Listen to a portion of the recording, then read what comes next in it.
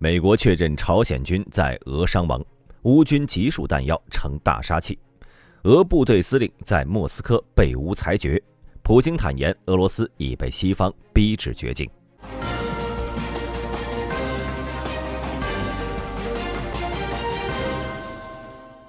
2024年12月17号，乌克兰安全部门精心策划并执行了一项特殊任务，成功在莫斯科市中心针对俄罗斯核生化防护司令部指挥官伊戈尔·基里洛夫中将及其副手伊利亚·波利卡尔波夫少校实施了精准打击。此事件经由乌克兰及西方多家媒体广泛传播，标志着自俄罗斯全面介入乌克兰冲突以来，乌克兰针对俄罗斯军事高层采取的行动达到了前所未有的高度。根据 SBU 向乌克兰及西方媒体提供的官方信息，基里洛夫因其在乌克兰冲突中的战争罪行及涉嫌使用禁用武器，被视为正当打击对象。乌克兰国家检察机关已于12月16号对基里洛夫提出正式指控，指控其领导下的俄军在乌克兰领土上实施了超过4800次非法武器袭击，导致2000名乌克兰士兵接受医疗救治。根据俄罗斯调查委员会发言人斯韦特兰娜·彼得连科透露，基里洛夫和波利卡尔波夫在莫斯科雷亚赞斯基大街一处居民楼旁，在使用一辆被改造的电动滑板车时被引爆其中的炸弹。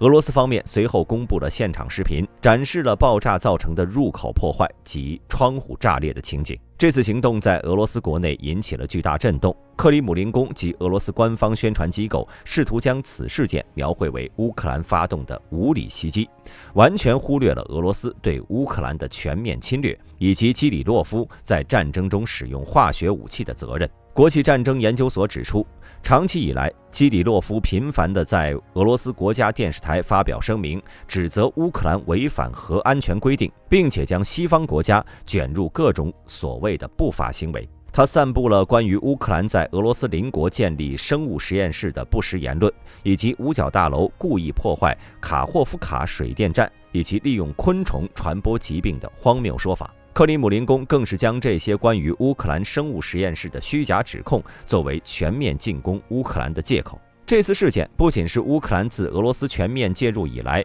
对俄罗斯军事高层实施的最具影响力的行动，也是对俄军对高层安全体系的一次重大冲击。俄罗斯前总统、现任俄罗斯安全委员会副主席梅德韦杰夫表示，俄罗斯将对基里洛夫之死进行报复，并威胁将对乌克兰的军事和政治领导层采取即将实施的回应措施。俄罗斯极端民族主义者对此事件反应强烈，呼吁克里姆林宫对乌克兰采取更为严厉的报复措施，特别是针对其军事政治领导层。一些与克里姆林宫关系密切的军事博主甚至建议俄罗斯应优先打击乌克兰的指挥官，而非继续对乌克兰的能源基础设施实施空袭。这件事情的影响呢，可能远远超过我们的想象。原因在于俄军如此的高层指挥官在莫斯科堂而皇之地被乌克兰安全部门裁决，看到同僚如此下场，绍伊古、格拉西莫夫一流的俄军高官还能睡得好吗？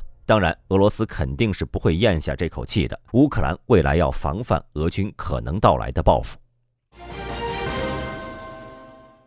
事实上，在去年夏天，美国就向乌克兰提供了该武器。集束弹药是一种能够在空中或地面分散大量子弹药的武器系统，旨在覆盖广泛的目标区域，从而增加击中敌方人员和装备的概率。乌克兰使用的双用途改进常规弹药是一种现代化的155毫米榴弹炮弹药，具备高杀伤力和覆盖范围。虽然乌军和美军没有公开该弹药的种类，但根据口径判断，这很有可能是美国在1970年代投入使用的 M483A1 150毫米炮弹。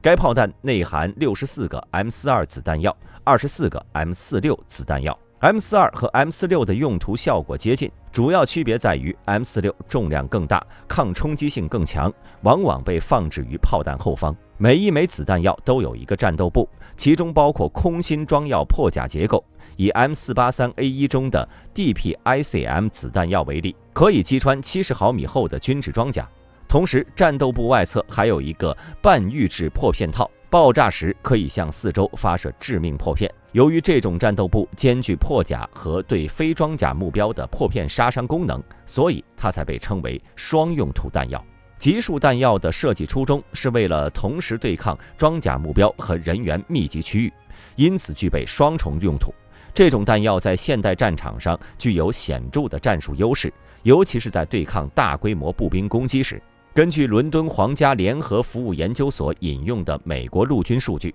标准的155毫米弹药需要发射14发才能击毙一名敌人，而集束弹药仅需2发。值得一提的是，之前乌军拍摄的视频曝光，在缺乏火炮或环境不支持炮兵时，乌军会拆开弹药，将其中的子弹药装在无人机上，就能轻松改造一架神风 FPV。这些美国生产的两用子弹药要比乌军自制的神风 FPV 更具杀伤力。美国国家安全委员会发言人约翰·科比在12月16号证实，朝鲜部队正在库尔斯克州进行作战行动，并遭受损失。五角大楼发言人帕特里克·莱德少将也在同日表示，朝鲜军人在库尔斯克州的战斗中已有伤亡，但具体损失人数未予透露。乌克兰总统泽连斯基指出，俄罗斯军方试图掩盖朝鲜人员的损失，甚至通过焚烧来隐藏他们在俄罗斯的存在。他还补充说，俄罗斯军方禁止朝鲜人员在俄罗斯训练时公开露面，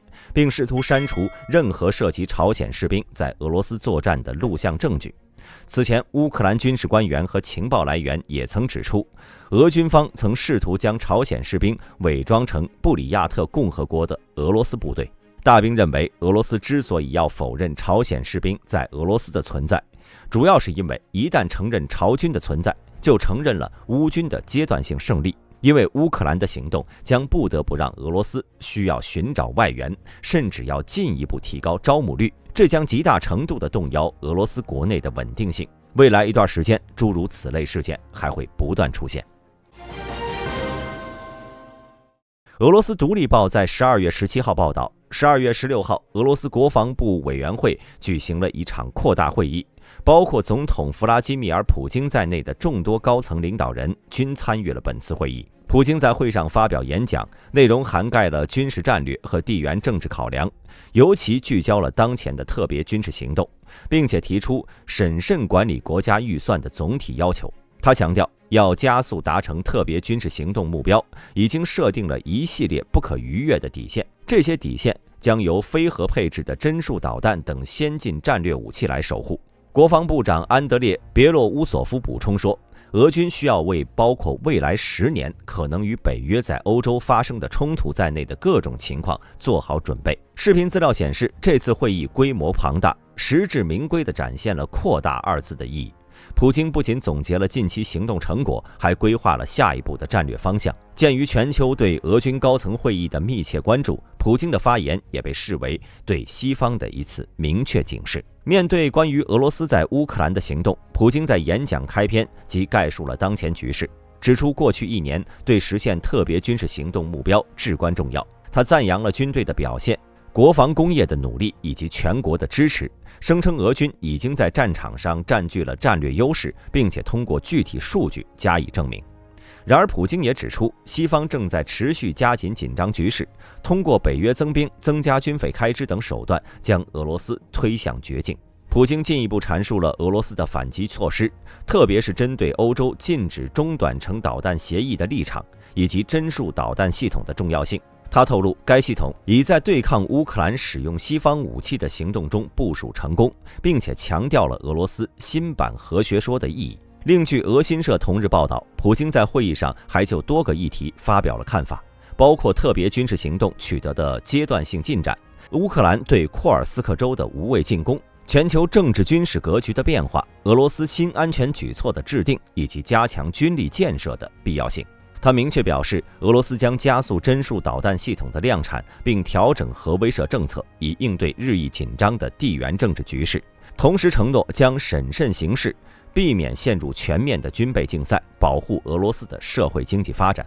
大家认为，普京的这次演讲是不是对西方和乌克兰的一次示弱呢？欢迎各位在评论区留言讨论。节目最后，大兵想请看到这里的各位点个关注。最近视频播放量下滑很严重，您的关注和评论对我非常重要。本期视频到此结束，我是大兵，我们下期再见。